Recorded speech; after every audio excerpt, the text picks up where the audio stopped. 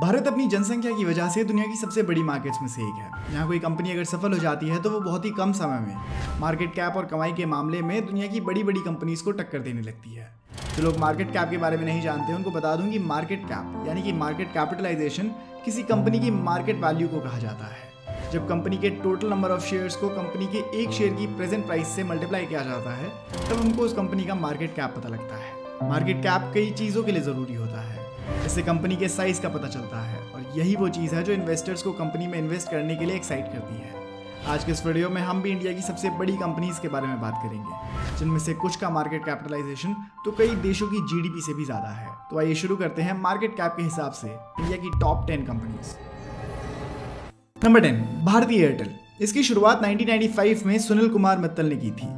ये इंडिया की शुरुआती टेलीकॉम कंपनीज में से एक है। अभी Airtel 2G, 3G, 4G, 5G और ब्रॉडबैंड जैसी कई सर्विसेज भारत के साथ साथ कई देशों में मुहैया कराती है। ये दुनिया की दूसरी सबसे बड़ी मोबाइल नेटवर्क ऑपरेटर कंपनी भी है। एयरटेल के मार्केट कैप की बात की जाए तो ये 4,30,000 करोड़ है, जिसको देश की 10th बिगेस्ट कंपनी बनाता है। Number 9, Bajaj finance. Bajaj group, जिसकी शुरुआत जमनालाल बजाज ने आज से कई दशकों पहले 1926 में की थी, आज इंडिया के सबसे बड़े MNCs में से एक बन चुका है और ये कई अलग अलग क्षेत्रों में काम कर रहा है। बजाज ऑटो, जो इसकी फ्लैगशिप कंपनी है, वो 2 और 3 व्हीलर व्हीकल्स बनाने के मामले में दुनिया की चौथी सबसे बड़ी कंपनी है। इसके अलावा बजाज ग्रुप की ही बजाज फाइनेंस, जो बजाज की फाइनेंशियल सर्विसेज कंपनी है, वो ज़्यादातर lending, asset management, wealth management और इंश्योरेंस जैसे फाइनेंशियल सर्विसेज मुहैया कराती है। मार्केट कैप के हिसाब से ये देश की 9th रैंक कंपनी है। इसका मार्केट कैप 4,52,000 करोड़ रुपए है। Number 8, HDFC। Housing development finance corporation limited एक हाउसिंग फाइनेंसिंग कंपनी है जिसका हेडक्वार्टर्स मुंबई में है और इसको 70s में ST पारेख ने शुरू किया था।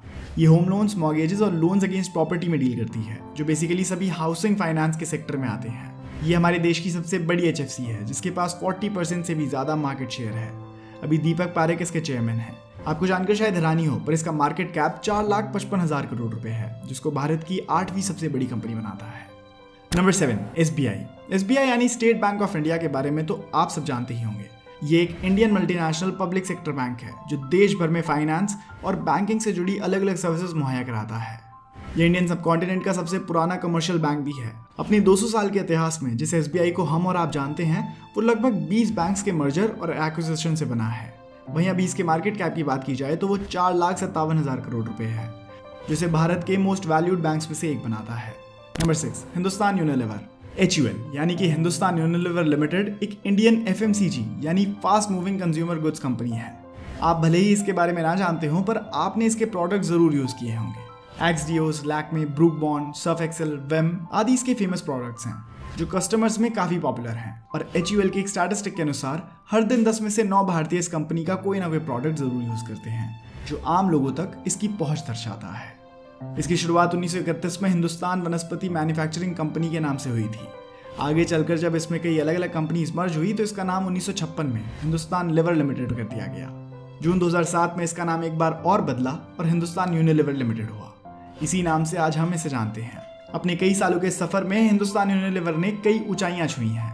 इन्हीं ऊंचाइयों में से एक है इसका 4,94,000 करोड़ का मार्केट कैप, जिसे देश की 6th मोस्ट वैल्यूएबल कंपनी बनाता है।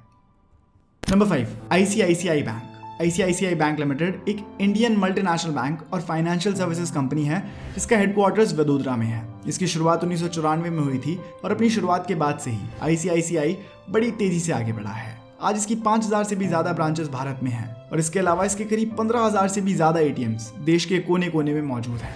आपको जानकर शायद हैरानी होगी, पर इंडिया के अलावा ICICI बैंक 17 अलग अलग देशों में अपनी अलग अलग सर्विसेज मुहैया कराता है। अपने बड़े यूजर बेस की वजह से ICICI बैंक का मार्केट कैप 5,13,000 करोड़ है, जो इसको इंडिया की सबसे ज़्यादा वैल्यूएबल कंपनीज में 5वें नंबर की कंपनी बनाता है। नंबर 4, इन्फोसिस। इन्फोसिस लिमिटेड एक इंडियन मल्टीनेशनल IT कंपनी है जो बिजनेस कंसल्टिंग, इंफॉर्मेशन टेक्नोलॉजी और आउटसोर्सिंग सर्विसेज मुहैया कराती है। इसकी शुरुआत 1981 में पुणे में हुई थी। इसके फाउंडर्स हैं NR नारायण मूर्ति, नंदन निलेकनी, S गोपाल कृष्णन और अशोक अरोरा। ये इंडिया की दूसरी सबसे बड़ी IT कंपनी है और इसकी मार्केट वैल्यू की बात की जाए तो अभी इसकी मार्केट वैल्यू 7,95,000 करोड़ रुपए है, जिसको इंडिया की चौथी सबसे ज़्यादा वैल्यूएबल कंपनी बनाता है। Number 3, HDFC bank. HDFC bank एक इंडियन बैंकिंग और फाइनेंशियल सर्विसेज प्रोवाइड करने वाली कंपनी है। इसकी शुरुआत 1994 में हुई थी। ये इंडिया का पहला प्राइवेट सेक्टर बैंक है जिसको बैंकिंग और फाइनेंसिंग सर्विसेज के लिए RBI का अप्रूवल मिला था, और आज ये भारत का सबसे बड़ा private sector bank by assets बन चुका है। इतना ही नहीं, एम्प्लॉयमेंट देने के मामले में भी ये देश की 15वीं सबसे बड़ी कंपनी है जो लगभग 1,20,000 लोगों को रोजगार देता है। इसकी मार्केट कैप की बात की जाए तो वो 9,31,000 करोड़ है, और मार्केट कैप के हिसाब से HDFC बैंक दुनिया का 10th लार्जेस्ट बैंक भी है।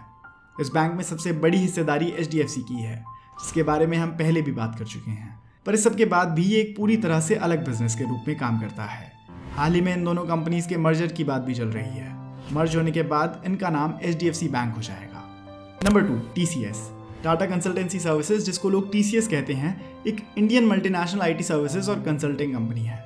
TCS टाटा ग्रुप की सबसे बड़ी कंपनी है और ये 46 देशों की 149 लोकेशंस पर ऑपरेशनल है। इतना ही नहीं बल्कि रोजगार देने के मामले में भी TCS काफी ऊपर है। जुलाई 2022 तक TCS ने 6 लाख एम्प्लॉयज का आंकड़ा भी छू लिया था। वहीं इसके मार्केट कैप की बात की जाए तो वो 13 लाख करोड़ रुपए है, जिसको देश की दूसरी सबसे ज्यादा वैल्यूएबल कंपनी बनाता है।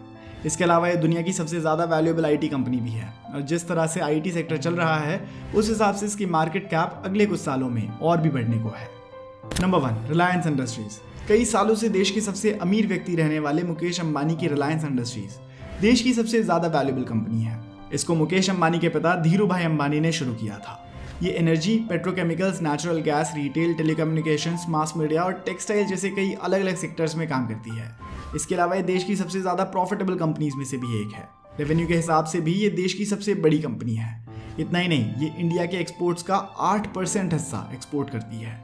लोगों को रोजगार देने के मामले में रिलायंस 10वें नंबर पर है। इसमें लगभग 2,36,000 लोग काम करते हैं। इसके मार्केट कैप की बात की जाए तो वो 17,95,000 करोड़ रुपए है, जिसको देश की मोस्ट वैल्यूएबल कंपनी बनाता है। तो दोस्तों, यही थी इंडिया की 10 मोस्ट वैल्यूएबल कंपनीज। अगर आपको वीडियो पसंद आई हो और आप ऐसी और वीडियोस देखना चाहते हैं, दोस्तों इस चैनल को सब्सक्राइब कर लीजिए, क्योंकि मैं आपके लिए ऐसी वीडियोस लाता रहूँगा। धन्यवाद।